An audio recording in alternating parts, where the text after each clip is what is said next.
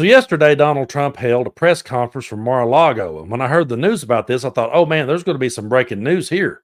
He's going to give us some kind of big, massive update. I may have to go live from my YouTube channel and do a breaking news video.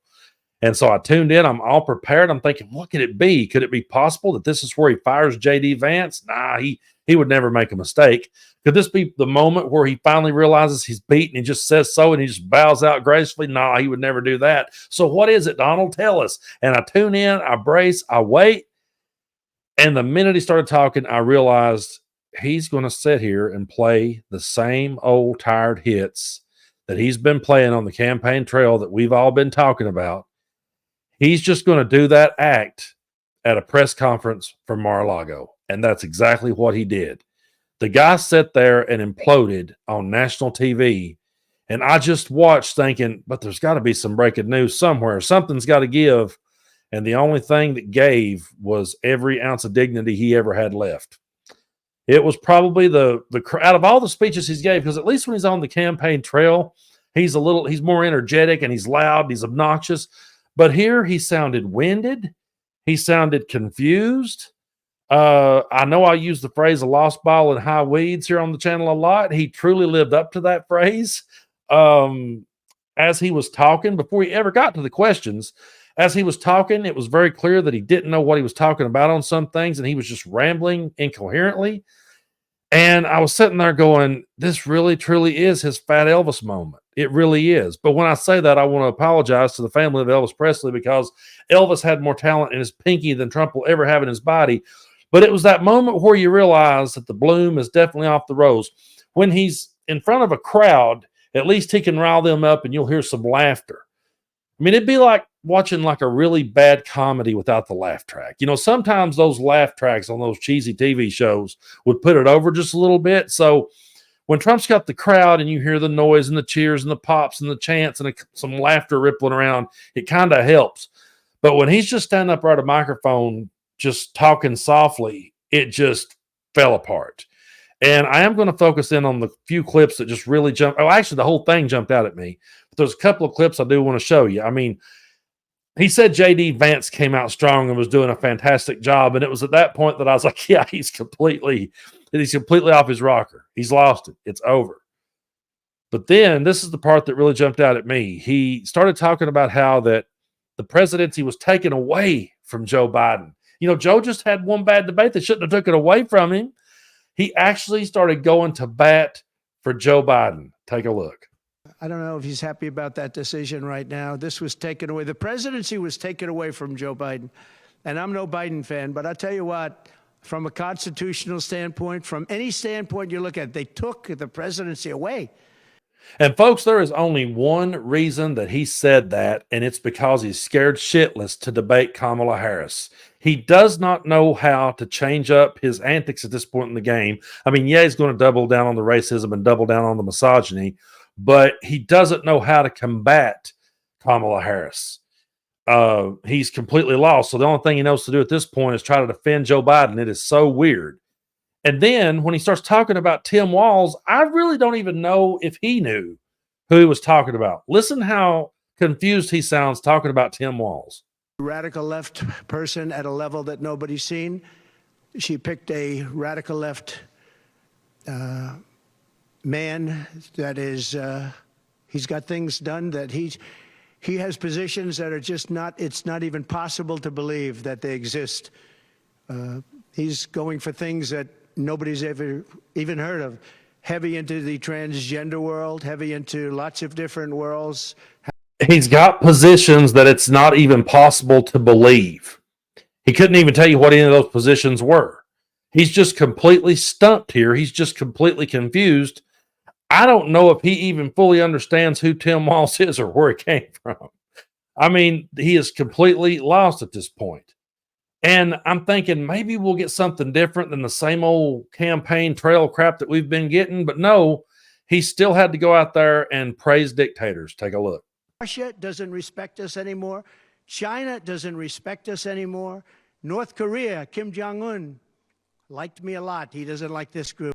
What is it about dictators that he cannot stop talking about them? I have never heard a politician actually say that dictators don't respect us.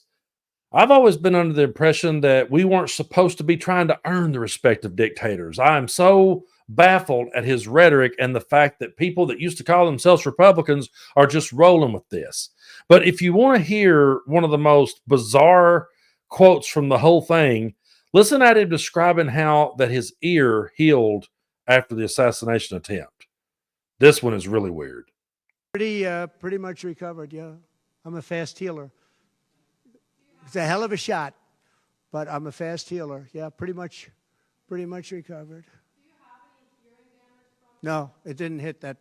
I got very lucky. It just hit the lobe, as they call it. Is there a scar on your ear? Yeah, a little bit, not much. On top. What the hell kind of response was that? I mean, I'm a quick healer. He's pointing up here. He's pointing up here. No, there's not really a scar. There's not much. It was a hell of a shot, though. It was a hell of a shot, but no, there's not much. It's the lobe. Well, the lobe's here. I don't know how he doesn't know the difference there, but that one really jumped out at me. I was like, what in the hell is actually going on here? That answer, you know what kills me about that answer is I have seen Joe Rogan so many times go, hey, wow, Jamie, did you hear what Joe Biden said? Pull it up. And they'll sit there and they'll go, wow. And they'll talk about something Biden said. If he stuttered on one word, they'll talk about it for an hour. But this right here, you could point this out to Joe Biden or Joe Rogan, and he'd just be like, well, yeah, man, he's a fast healer. I don't understand how people can truly fall for this crap. And I especially don't understand how they can fall for this next one, because here he is bragging about the crowd size on January 6th, and he says he had a bigger crowd there than Martin Luther King. No, I'm not making this up. The biggest crowd I've ever spoken to, and you've seen Maggie, I was at the mall, I was at the Washington Monument, I was at the whole thing. I had crowds. I don't know who's ever had a bigger crowd than I have, but I had it many times. The biggest crowd I've ever spoken before was that day, and I'll tell you, it's very hard to find a picture of that crowd. You see the picture of a small number of people relatively going to the Capitol, but you never see the picture of the crowd. The biggest crowd I've ever spoken, I've spoken to the biggest crowds. Nobody's spoken to crowds bigger than me. If you look at Martin Luther King, when he did his speech, his great speech, and you look at ours, same real estate, same everything, same number of people, if not, we had more. And they said he had 1 million people, but I had 25,000 people. But when you look at the exact same picture, and everything's the same because it was the fountains, the whole thing, all the way back to from Lincoln to Washington, and you look at it, and you look at the picture of his crowd, my crowd, we actually had more people. They said I had 25,000, and he had 1 million people, and I'm okay. Now, I have heard different numbers on this, but from what I've read, there was 250,000 people there for Martin Luther King's I Have a Dream speech, and I've heard numbers like 53,000 was there for Trump's on January 6th, or 25,000 is another number I heard, so don't quote me on that. But either way, let's just say that Trump is right, and let's say that he drew as big of a crowd or a bigger crowd than Martin Luther King. Okay, let's go ahead and just play along with this and give it to him just for a minute. And let's say that it's true. He drew a crowd up there based on lies and conspiracy theories, and he duped them into thinking they could overturn an election that he knew that he lost. And they incited violence on our nation's capital. Martin Luther King stood up there and talked about the dream that he had, that one day we would all be able to sit down together. That one day we would live in a world where people wouldn't be judged by the color of their skin, but by the content of their character. I remember the very first time I ever watched that speech in its entirety. I had seen clips of it growing up, but when I was in high school, my U.S. history teacher played that for us in its entirety. And I will never forget watching it as a white kid in Southeast Kentucky and going, damn, that is truly inspirational. That really made me think. I walked away from that going, dang, I really need to stop in my tracks and think about things. And January 6th was an absolute and total embarrassment to this world. It made us a laughingstock around the world. It made people look over at us and go, what in the hell did they fall for? And it was one of the biggest stains on American history. So even if he was right, and even if he did draw some kind of big crowd, He drew it for all the wrong reasons, and to compare it to Martin Luther King is just absolute garbage.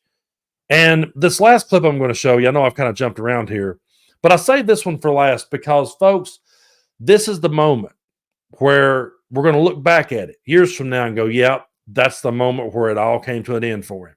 Because he actually says out loud that abortion is really not that big of an issue anymore. Take a look.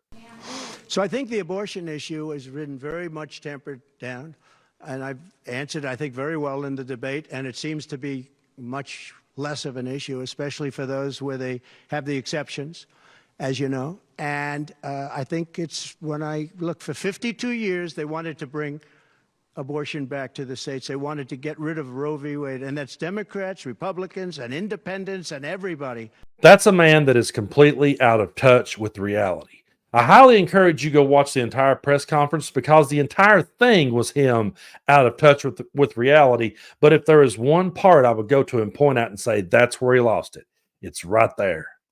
He has no idea the amount of people that's going to show up in November because abortion is the number one issue that they're coming to the polls for.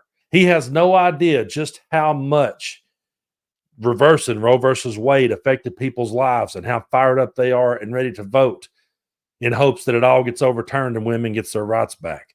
And to say that, you know, Republicans, Democrats, independents, everybody wanted this, everybody wanted it to go back to the states, that is not true. That's been a conservative wet dream all these years, and it's one of the only promises that Trump kept to his crowd was that he would overturn that.